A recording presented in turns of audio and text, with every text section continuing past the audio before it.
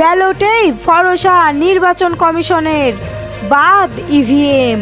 আগামী জাতীয় সংসদ নির্বাচনের ইলেকট্রনিক ভোটিং মেশিন ইভিএম পদ্ধতি বাদ দিয়ে সম্পূর্ণ ব্যালট পদ্ধতিতে ভোট গ্রহণের সিদ্ধান্ত নিয়েছেন নির্বাচন কমিশন।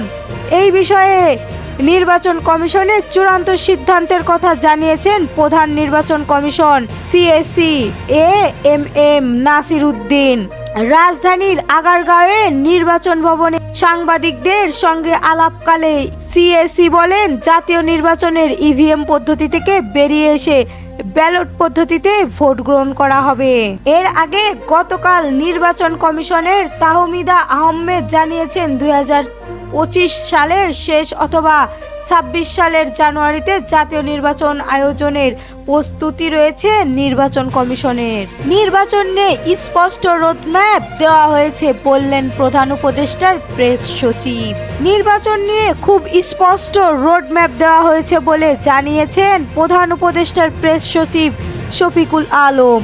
তিনি বলেছেন, প্রধান উপদেষ্টা ডক্টর মোহাম্মদ ইউনূস আলোকপাত করেছেন 2025 এর ডিসেম্বর বা 26 এর 30 জুনের মধ্যে নির্বাচন হবে।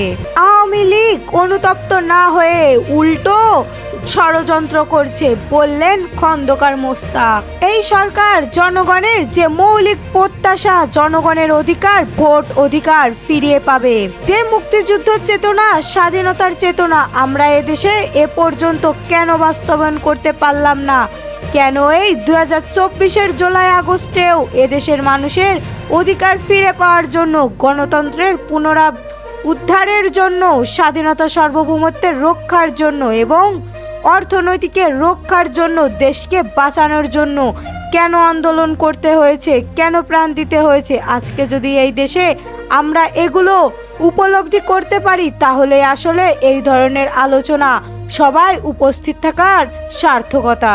বিএনপিকে ধ্বংস করতে এজেন্ট প্রবেশ করিয়ে দেওয়া হয়েছে বললেন তারেক রহমান।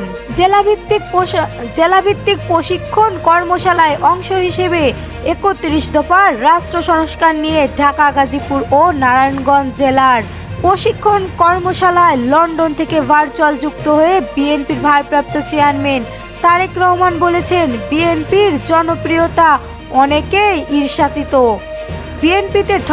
বিএনপিকে ধ্বংস করতে ষড়যন্ত্রের অংশ হিসেবে বিএনপিতে এজেন্ট প্রবেশ করিয়ে দেওয়া হয়েছে।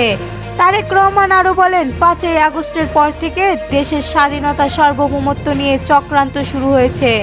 বিএনপির বিরুদ্ধেও ষড়যন্ত্র চলছে। জনপ্রিয়তা ঈর্ষিত হয়ে দলের এজেন্ট প্রবেশ করানো হয়েছে বলেও অভিযোগ করেছেন তারেক রহমান।